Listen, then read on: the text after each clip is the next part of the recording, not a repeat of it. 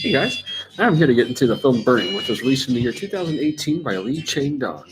Just watching over, it's one of my all-time favorite directors. I've seen five of his projects, and all of them have been like a 10 out of 10 masterpiece. So this is just a perfect depiction at just presenting a very like unique sort of perspective on loneliness, which is like a very much like a modern take on a lot of like slow pace like stuff like Francois Truffaut is doing from more of like a Denis Villeneuve kind of perspective. It reminds me a lot of a balance of those two particularly.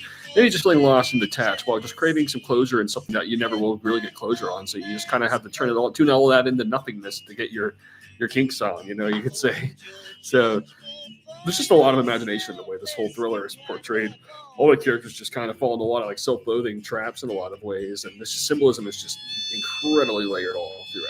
I mean, it's just something of like a riddle that's just never really solved all throughout this. It's really fascinating and in the mysteries genre, which again reminds me a lot. Of, I see a lot of influence of like Michelangelo, Antonioni, Stanley Kubrick, and like it's just a very mysterious way of telling such a story. You could say. I mean, this is just a very slow paced and it just kind of feels very influenced by a lot of 1970s filmmaking, as all Lee Chang-dong films typically do, as well as like a lot of P.T. Anderson, particularly. Yeah, I just really love this one from start to finish, and I mean, it's just timeless. I mean, there's just something completely mind bending about the way this whole kind of aftertaste feels like it's one of those in the moment. It's like a bit of a trance-inducing sort of place it takes you to, but afterward it ends, it's just like, man, that was just on another level, you could say.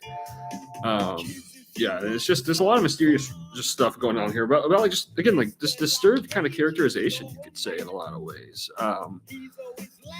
You could say that this kind of just ends up kind of just putting a lot of just disturbing nature around it, like obsession and dark depths of loneliness. You could say like this is just like a dark thriller that kind of just takes you through all that in a very original kind of way, which it just goes down as one of the best I've ever seen. This simply goes strongly recommended.